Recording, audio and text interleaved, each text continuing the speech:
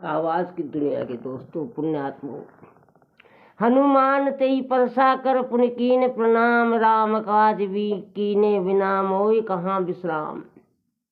हनुमान जी में आत्मविश्वास की कमी नहीं, अपने बल का परिचय देते हुए जामवंत को कहते हैं, सहित सहाय राव नहीं मारी, आनव यहाँ त्रिकूट उपारी।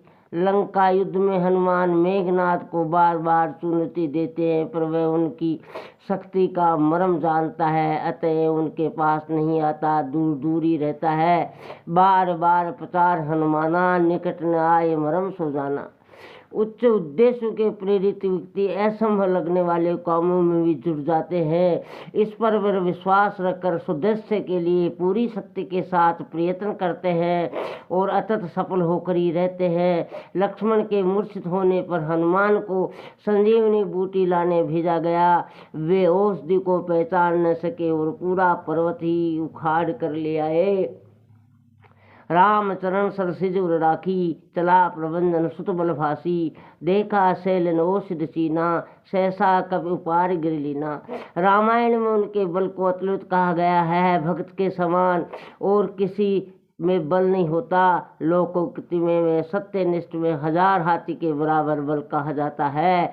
हनुमान के बल में तुलना और किसी से नहीं की जा सकती, क्योंकि उनकी ईश्वर निष्ठा अनन्य थी। तुलसीदास जी ने हनुमान जी की वंदना करते हुए उनमें 6 विशेषताएं का अभिनंदन किया है। अतुलित बल, सुदृढ़ देव, असुरता के दांत तोड़ने में समर्थ, ज्ञानवान, विद्वान, सद्गुणों के भंडार, लोकनायक की विशेषताओं से संपन्न। हनुमान के ये गुण वस्तु प्रत्येक सच्चे ईश्वर भक्त को अपनाने पड़ते हैं।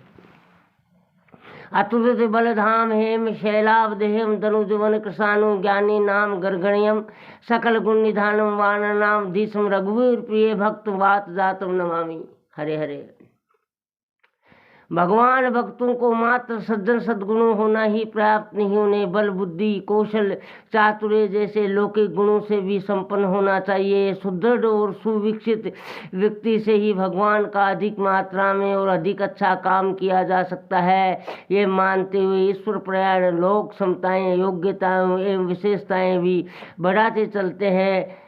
ये सर्वतोमुखी बलवर्धन भी भक्ति का ही एक स्वरूप है। इस शक्ति संपादन की तप साधना से भगवान प्रसन्न होते हैं, उस समर्थ भक्त को अधिक उत्तरदायित्व सौंपते हैं। हनुमान के बल में बुद्धि कौशल को देखते हुए राम ने उन्हें अधिक काम सौंपे और अपना प्रिय पात्र माना।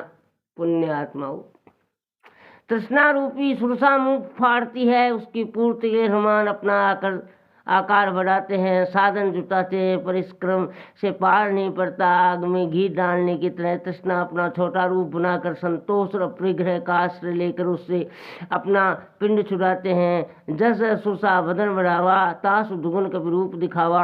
सत योजन ते यानन कीना, अतिलक रूप पवन सुतलीना। बदन पैठ पुनिबा हरियावा, मांगी विदाताय सिरनावा। इस चतुरता पर प्रसन्न होकर सुरसा अपना प्रयोजन व्यक्त करती है और हनुमान को आशीर्वाद देकर विदा होती है। मोहि सुनन जी लागे पठावा, बुद्धि बिन मर्म तोर में पावा। राम काज सब करहु तुम बल बुद्धि निधान, आशीष दे गई सोहर चले हनुमान। सीता जी अशोक वाटिका में हनुमान के बल कौशल को देखकर प्रसन्न होती है। देख बुद्धि बल लिपुर कपि कहु जान की जाव, रघुवर चरण हृदय दरित आत्म मधुर फल खाव। हरे हरे।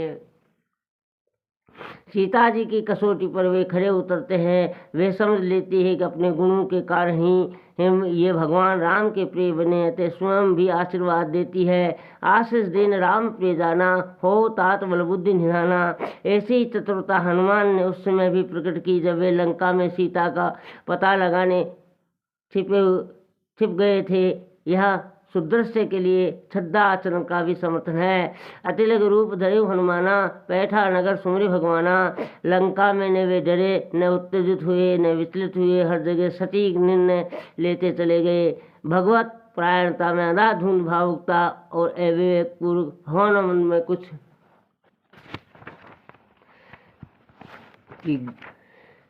कुछ भी कर गुजरने और पीछे भगवान को दोष देने वाले मूर्खता के लिए कोई स्थान नहीं है। हर कार्य को तर्क विवेक के आधार पर देखना, परखना और स्थिति के अनुरूप कदम उठाना हर किसी के लिए भक्त की लिए भी आवश्यक है। लंका की परिस्थितियों को हनुमान वहाँ जाकर उसी सूक्ष्म सतर्कता के साथ देख परख रहे हैं।